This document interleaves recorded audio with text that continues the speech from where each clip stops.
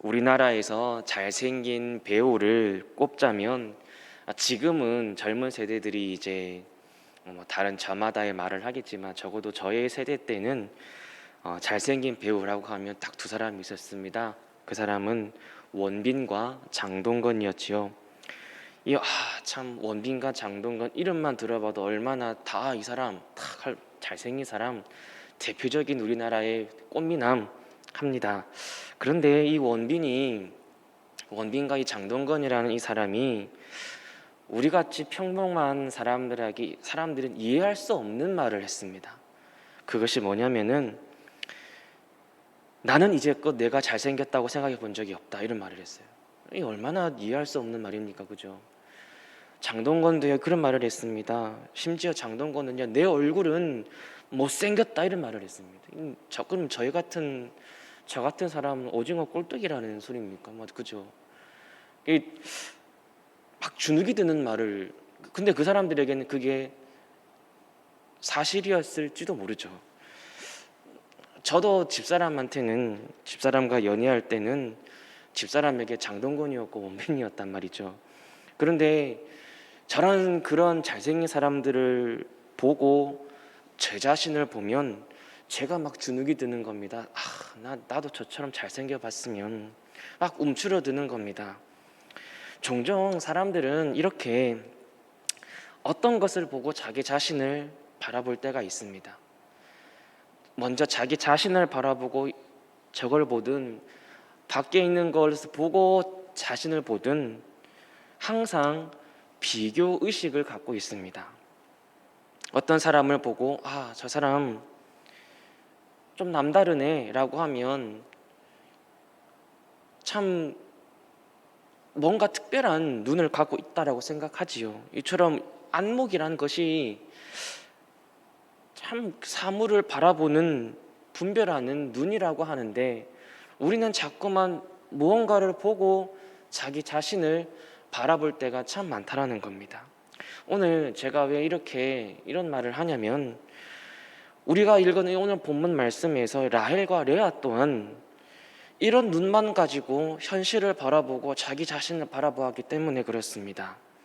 자신이 하나님께 얼마나 은혜를 받고 있는지, 하나님 보시기에 얼마나 불쌍히 여김을 받고 있는지, 은혜를 받고 있는지를 생각하지 못하고, 동생은 언니가 아이를 낳는 것을 보고, 그리고 언니는 동생이 남편에게 사랑받는 그 현실만 보고 자꾸만 자기와 비교를 하며 움츠러들고, 혹은 정반대로 시기하고 질투하는 인간의 모습을 여지없이 보여주면서, 오늘 본문은 또한 동시에 하나님께서는 이 두 여인을 어떠한 눈으로 바라보셨는가를 보여준단 말이죠. 다시 말하면 인간이 보는 눈과 하나님이 보시는 눈은 다르다라는 것을 성경 본문은 우리에게 알려줍니다. 오늘 이 시간 이 말씀을 통해서 우리 모두가 현실만 바라보지 아니하고 현실 너머에서 우리를 긍휼과 자비의 눈으로 바라보고 계시는 하나님의 마음을 깨닫고 하나님께로만 향하고 하나님께로만 초점을 맞추는 이 믿음의 눈으로 나아가고, 하나님 마음으로 우리 가족과 나 자신과 이웃을 바라볼 수 있는 눈을 다시 회복되시기를 축복합니다. 오늘 본문은 야곱의 아내 레아와 라헬의 이야기입니다. 야곱은 외삼촌 라반의 집에 머물면서 라반의 둘째 딸이죠, 라헬과 사랑에 빠집니다. 그래서 야곱은 라헬과 결혼하기 위해 이 7년 동안을 봉사합니다. 그런데 라반은 그런 야곱을 속입니다.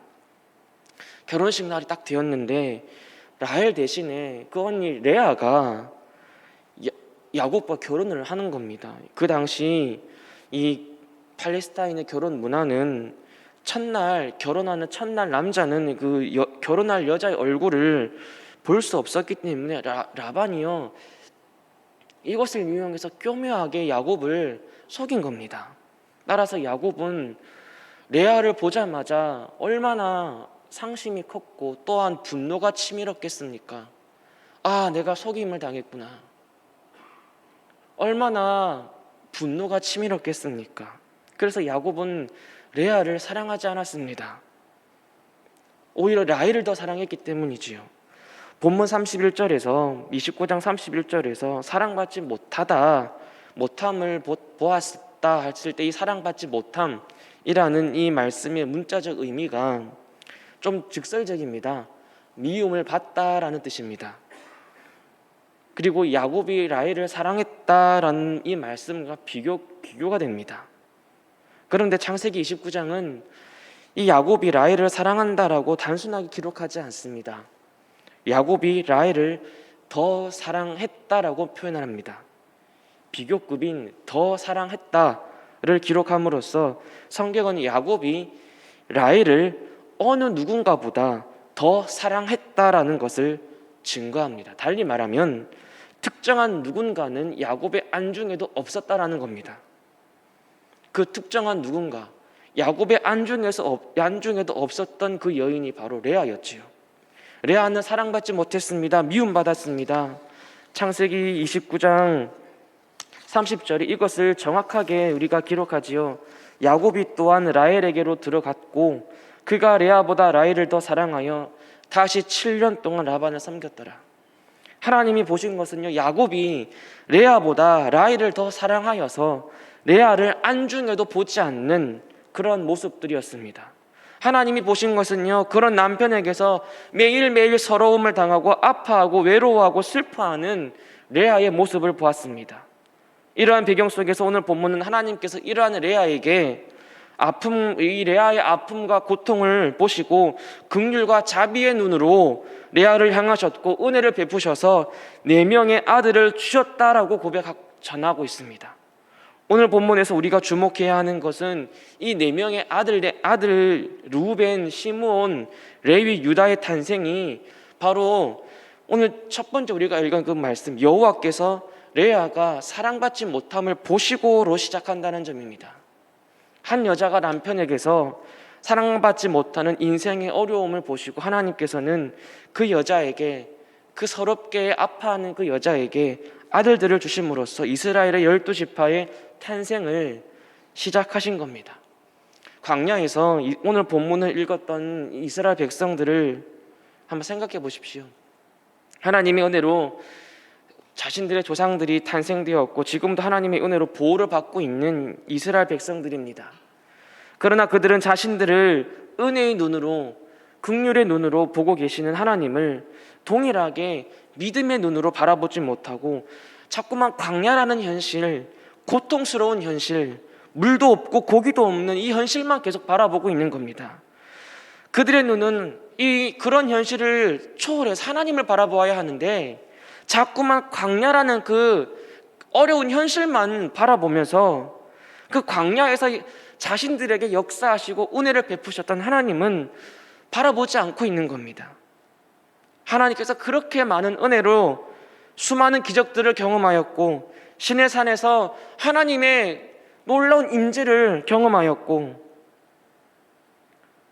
또한 홍해가 갈라지는 것까지 경험했던 그들이 조금만 현실이 어려우면 불평하고 다시 애굽으로 돌아가자, 다시 애굽으로 돌아가자, 하나님을 향하여 원망과 불평하다가 금송아지를 부어 만들었고요, 불뱀에 물려 죽었고요, 전염병에 죽었고, 이스라엘의 1세대는 완전히 가나안 땅에도 들어가지 못하는 그러한 결과를 맞이하지 않았습니까?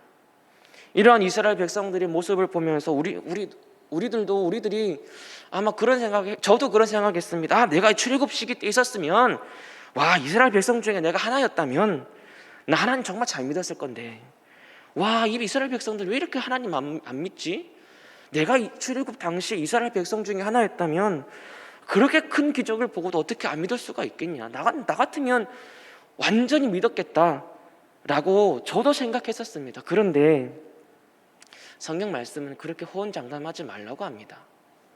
우리가 어떤 악조건 속에서도 하나님께서 나를 돌보신다는 이 믿음의 눈이 없다면 우리는 오늘 본문처럼 레아처럼 자신이 할 수 없는 현실, 어쩔 수 없는 현실, 자신의 힘으로는 어떻게 해결할 수 없는 현실, 서러운 현실만 바라보며 상심하고 괴로워하고 부러워하고 힘들어한다라는 겁니다. 그런데 반대로 라헬은 어떻습니까? 그 언니를 시기하는 눈으로 세상을, 현실을 바라볼 수밖에 없었습니다. 그리고 이스라엘 백성들처럼 원망과 불평의 눈으로 주변을 바라볼 수밖에 없습니다. 하나님의 크고 넓은 은혜를 경험하였으면서도 어려운 일을 당할 때 이스라엘 백성들처럼 하나님을 불신하는 눈으로 바라볼 수밖에 없었던 겁니다. 하나님께서는 광야에서 하나님을 거역하고 불평하는 이 12지파 이스라엘 자손들에게 남편에게 사랑받지 못하는 레아의 고통을 하나님이 보셨다라는 것을 알려주고, 그리고 그렇게 원망 불평하던 라헬조차도 하나님은 생각하셔서 그의 소원을 들어주셨다라는 것을 알려주셨습니다. 출발이 건강하지 못한 가족이었지만 하나님은 2명의 여인과 고통과 아픔을 보셨고 그들의 신앙을 회복시키셨고 성장시키셔서 온전히 이스라엘 12지파의 출발점에 서게 하셨던 겁니다. 지금 광야에서 하나님을 거역하고 불평하며 믿지 아니하는 너희 이스라엘 백성들이지만 그럼에도 불구하고 하나님께서 택하신 백성이고 그 은혜로운 눈으로 돌보고 계신다라는 것을 하나님은 깨닫게 하시는 겁니다. 오늘 본문은 하나님께서 그들을 보실 때에 놀라운 일들이 벌어졌고 놀라운 은혜를 그들이 경험했다라는 것을 깨닫게 해주는 말씀입니다. 먼저 레아를 살펴보겠습니다. 레아는 아까도 얘기했듯이 남편의 사랑을 받지 못했습니다. 그녀의 처음 등장이 뭐냐면은 시력이 약했다라고 출발을 합니다. 그녀는 다른 사람들이 보기에 뭔가가 약했습니다. 없었습니다. 매력도 없었고 부족했습니다. 비운의 여인이고 약한 여인입니다. 배우자가 있긴 있는데 자신을 안중에도 보지 않습니다. 결혼 생활은 하지만 함께 사는 것 같지 않습니다. 어렵고 괴로울 때 힘이 되어줘야 할 옆에 있는 사람은 늘 멀리 떨어져 있는 존재처럼 느껴집니다. 무엇보다도 이 남편이 자신보다 다른 사람을 사랑하는 모습을 매일 보아야 했던 여자였습니다. 얼마나 서러웠겠습니까? 얼마나 마음이 찢어지게 아팠겠습니까? 그런 레아가 자꾸만 현실을 보니까 움츠러들고 괴로워하고 날마다 눈물을 흘리며 살지 않았겠습니까? 그런데 그런 레아를 하나님이 보시자 놀라운 일이 벌어진 겁니다. 자신의 서러운 현실만 보던 레아가 하나님의 은혜를 깨닫기 시작한 겁니다. 하나님께서 레아를 보시고 큰 일을 시작하셨습니다. 레아에게 아들들이 생기는 겁니다. 얼마나 남편에게 사랑받지 못한 것이 서러웠으면 그 첫 아들의 이름을 르우벤이라 하면서 레아가 고백하는 것이 뭡니까? 레아가 하는 말이, 르우벤을 딱 낳고 나서 하는 말이 이르되 여호와께서 나의 괴로움을 돌보셨으니 이제는 내 남편이 나를 사랑하리로다. 중요한 것은 레아가 그러한 자신의 괴로운 마음을 하나님께서 보셨다라고 고백합니다. 이것이 레아의 신앙 고백이었습니다. 레아는 자기 자신을 바라보시는 하나님의 계심을 믿음의 눈으로 이제서야 바라보기 시작한 겁니다. 레아는 뒤로 시므온과 레위, 유다를 이어서 낳습니다. 다 그 이름에 자신의 신앙 고백이 들어있었습니다. 시므온을 낳고 레아는 고백합니다. 여호와께서 내가 사랑받지 못함을 들으셨으므로 내게 이 아들도 주셨도다. 레위를 낳고 네 남편이 지금부터 나와 연합하리로다. 유다를 낳고는 내가 이제는 여호와를 찬송합니다라고 고백합니다. 이 종교개혁자 칼빈이 이 부분을 창세기 주석을 쓰면서 이렇게 말을 했습니다. 하나님이 레아의 변호자, 중보자로 등장하신다. 이 얼마나 가슴 뛰는 표현입니까? 하나님께서 고통받고 미움받고 사랑받지 못하는 한 불행한 여자를 보시고 변호자가 되시고 중보자가 되신 겁니다. 여러분, 레아에게 뭔가 선한 것이 있었습니까? 없었습니다.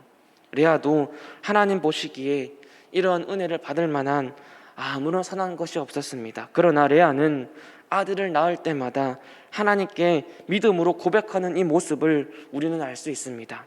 여호와께서 나의 괴로움을 돌보셨으니 여호와께서 내가 사랑받지 못함을 들으셨으니 여호와를 찬양합니다. 우리의 인생 속에 레아와 같은 일을 당한 적이 얼마나 많습니까? 힘들고 괴로운데 아무도 도와주지 못하고 힘이 되어주지 못한 때, 나만 더 외롭게 느껴지고 우울해질 때가 얼마나 많습니까? 레아의 상황을 겪는 많은 그리스도인들이 얼마나 많습니까? 그런데 성경은 그 환경 속에서 누군가가, 어떤 분이 우리를 주목해 보고 있다는 것을 기록합니다. 성경은 이것을 기록함으로써 많은 그리스도인들이 이러한 상황을 당할 때 그 현실을 넘어 믿음의 눈으로 나를 주목하고 보고 계시는 그 하나님 바라보라고 증거합니다. 하나님의 구원 역사 속에서 하나님께서 레아가 사랑받지 못함을 보셨다, 돌보셨다라는 이 아주 짧은 이 기록은 이와 같이 엄청난 은혜를 우리에게 증거해 주고 있는 겁니다. 이스라엘 백성처럼, 레아처럼 세상이 나를 힘들게 하고 서럽게 하고 주눅들고 움츠러들고 괴로워하는 것에서 다시 일어나 그 상황 속에서 나를 불쌍히 보고 계신 하나님, 그 하나님을 바라볼 수 있는 믿음의 눈을 오늘 본문은 우리에게 가지라고 증거합니다. 그 상황을 겪으며 괴로워하고 있을 때에 우리의 변호자, 중보자의 눈으로, 긍휼과 은혜의 눈으로 바라보시는 그 하나님을 바라볼 수 있는 그 믿음의 눈을 가지라고 우리에게 오늘 본문은 말씀하고 있습니다. 이러한 믿음의 눈이 열려지기를 축복합니다. 앞이 캄캄한 인생의 길을 걷는다 해도 믿음의 눈은 항상 띄어져 있기를 축복합니다. 어두운 골목길과 같은 순간을 거닐 때라도 하나님께서 나의 아픔과 괴로움을 돌보신다, 하나님은 늘 나를 지켜주신다라는 그 믿음으로 고백하는 이 입술이 항상 열려져 있기를 바랍니다. 정말 억울하고 원통한 상황에서도 하나님은 나의 변호자, 중보자이심을 믿는 그 마음이 변하지 않기를 소원합니다. 이런 믿음의 눈을 가진 사람들의 이야기가 성경에는 많이 기록되어 있습니다. 하나님께서 보신 것은 학대받은 사라의 여종 하갈이었습니다. 창세기 16장을 보니까 하갈이 임신을 하자 이 주인 사레를 멸시합니다. 그러자 사레는 하갈을 학대하고 그 고통을 참지 못하고 이 하갈은 도망을 치지요. 도망을 가는 도중에 하갈은 광야의 샘물 곁에서 여호와의 사자를 만나고 돌아가서 사라에게 복종하라는 말씀을 듣습니다. 또한 아들을 이스마엘이라 하라고 말씀을 듣습니다. 이스마엘의 뜻이 무엇입니까? 하나님이 들으신다는 뜻입니다. 창세기 16장 13절부터 14절은 이렇게 고백합니다. 하갈이 자기에게 이르신 여호와의 이름을 나를 살피시는 하나님이라 하였으니 이는 내가 어떻게 여기서 나를 살피시는 하나님을 배웠는고 함이라. 이러므로 그 샘을 부엘라 헤로이라 불렀으며 그것은 가레스와 베레 사이에 있더라. 이런 부엘라 헤로이가 나를 살피시는 살아계신 이의 우물이라는 뜻입니다. 그 상황 그곳에서 하나님은 고통 중에 괴로워하고 있는 하갈을 보셨고 하갈은 그 상황 그곳에서 드디어 자기 자신을 살펴주시는 그 하나님을 만나고 바라보게 되었던 겁니다. 하나님께서 보신 것은 하나님 말씀을 전하다가 시위대 뜰에 갇힌 예레미야를 보셨습니다. 그리고 하나님께서는 예레미야에게 나타나 말씀하십니다. 예레미야 33장 1절부터 4절 말씀이 무엇입니까? 이를 행하는 여호와, 그것을 만들며 성취하시는 여호와, 그의 이름을 여호와라 하는 이가 이와 같이 이르시도다. 너는 내게 부르짖어라. 내가 내게 응답하겠고 네가 알지 못하는 크고 은밀한 일들을 내게 보이리라.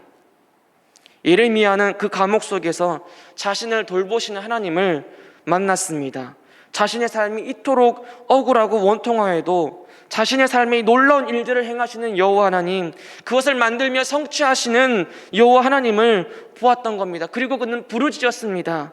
하나님이 우리를 살피십니다. 여러분, 하나님께서 우리의 작은 신음에도 응답하고 계시고 그 듣고 계시고 우리를 돌보신다라는 겁니다. 우리는 그 자꾸만 현실을 바라보지 마시고 이제 거룩한 하나님을 바라보며 그 하나님을 믿음으로 의지하고 부르짖고 간구하고 섬기고 경배하는 믿음을 가져야 하는 겁니다. 그런데 문제는 인간은요, 믿음으로 두지 못할 때가 너무 많다라는 점입니다. 이것이 동생 라헬의 눈이었습니다. 창세기 30장 1절을 보니까 라헬은 자신이 아들을 낳지 못함을 보았습니다. 언니는 하나님의 은혜로 지금 레아가 그 언니 레아가 아들들을 낳는데 자기는 아들을 낳지 못하는 그 현실을 계속 보고 있는 겁니다. 그래서 창세기 30장 1절에 보니까 라헬이 자기가 야곱에게서 아들을 낳지 못함을 보고 그의 언니를 시기하여 야곱에게 이르되 내게 자식을 낳게 하라. 그렇지 않냐면 내가 죽겠노라 라고 말을 합니다. 레아가 자신의 괴로운 현실만 보았다면 라헬은 시기와 질투의 눈으로 자기에게 닥쳐진 현실만 본 겁니다. 하나님 보시는 안목과는 전혀 다른 시기와 질투로 보기 시작한 겁니다. 하나님께서 왜 자신에게 생명을 주시지 않는지를 살피며 겸손하게 하나님 앞에서 자신의 모습을 점검하지 아니하고 그 언니를 계속 시기하고 질투했던 겁니다. 그리고 그 남편에게도 억지를 부리지요. 내게 자식을 낳게 하라. 안 그러면 나 죽어버릴 것이다. 하나님께서는 레아를 통해 그 동생 라헬에게 분명한 메시지를 보여주셨을 겁니다. 하지만 라헬은 그 하나님의 그 음성을, 그 메시지를 보지 못하고 자신이 아들 낳지 못하는 것만을 계속 보았던 겁니다. 언니에게 역사하셨던 하나님을 보면서 믿음의 눈을 떠고 살아야 할 터인데 라헬은 그렇게 하지 못했습니다. 오히려 더 어린아이같이 떼를 쓰고 시기하고 질투하였습니다. 자신이 어렵고 원통할 때 믿음의 눈으로 하나님을 바라보아야 할 것인데 그렇게 보지 못하는 이 완악한 인간의 모습을 라헬을 통해 우리는 여지없이 확인할 수 있습니다. 라헬은 자신의 언니에게 역사하셨던 하나님을 보면서 믿음의 눈을 뜨고 하나님을 바라보며 자기에게 베푸실 은혜를 기대하고 겸손하게 있어야 했는데 라헬은 그렇게 하지 못했습니다. 그런데요, 성경 말씀은 참 은혜롭게도 그런 라헬조차도 하나님께서 돌보셨다라고 증거하는 겁니다. 라헬을 보시고 라헬에게 하나님은 두 아들을 낳게 하십니다. 30장 22절에 보니까 하나님께서 라헬을 생각하신지라 하나님이 그의 소원을 들으시고 그때서야 라헬도 자신의 어리석은 마음을 알게 된 모양입니다. 요셉을 낳고 라헬은 자신의 첫 신앙 고백을 고백합니다. 하나님이 내 부끄러움을 씻으셨습니다. 여호와 하나님께서 다른 아들을 내게 더하시기를 내가 간절히 소원합니다. 그렇게 기도합니다. 마침내 라헬은 믿음으로 두 번째 자식을 기대하면서 기뻐할 수 있었습니다. 동생보다 약하고 아름답지 못하였고 가진 것이 없어서 자신의 처지와 아픔의 현실만 보았던 레아였고요. 언니보다 아름다웠습니다. 가진 것이 많았습니다. 하지만 가진 것이 너무 많아서 하나님께 겸손함으로 나가지 못하고 시기와 질투의 눈으로만 현실을 보았던 그 동생 라헬이었습니다. 그런 두 사람 모두를 하나님께서 보셨고 사랑하셨고 은혜를 베푸셨습니다. 하나님은 야곱의 이 두 여인들을 회복시키셔서 하나님의 구원 역사 가운데 이스라엘의 12지파를 이루게 하시는 그 출발을 하시는 겁니다. 성도 여러분, 우리는 지금 무엇을 바라보고 있습니까? 하나님의 구원 역사 속에서 그 백성을 돌보시고 은혜를 베푸시고 평강을 주셔서 우리 안에 늘 역사하시는 하나님을 바라보기를 소원합니다. 세상의 것을 바라보지 맙시다. 레아와 같이 서러운 현실의 아픔만 바라보지 말고 라헬과 같이 질투와 시기의 눈으로 현실을 보지 말고 하나님께서 저와 여러분들을 보시는 그 눈으로 우리의 현실을 바라보고 내 가족과 내 주변을 바라보며 살기를 소원합니다. 우리의 현실만 바라보지 말고 눈을 높이 들어 우리를 바라보고 계신 하나님, 그 크신 은혜로운 하나님을 바라보기를 소원합니다. 좋은 글 하나를 소개해드리고 마치려고 합니다. 제가 예전에 정말 전도사 시절 때부터 이 글을 우연히 보고 늘 가슴에 가지고 있었던 글인데요. 제가 좀 길지만 읽어드리겠습니다.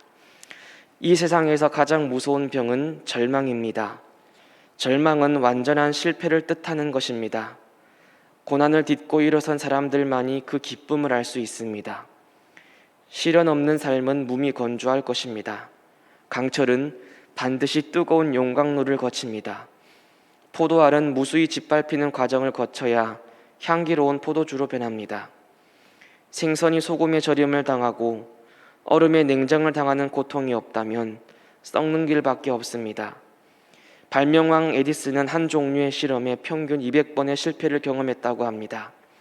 홈런왕 베이브 루스는 700여 개의 홈런을 날렸지만 배트에 공을 맞추지도 못하고 스트라이크 아웃 당한 횟수는 무려 그 2배인 1300여 번이나 된다고 합니다.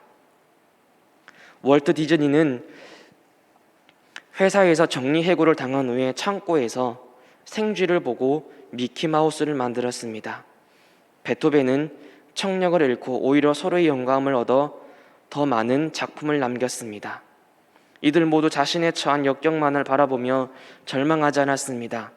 이들은 절망을 딛고 일어섰고 그들은 이겨내었습니다. 그리고 훌륭한 역사를 만들어내었습니다.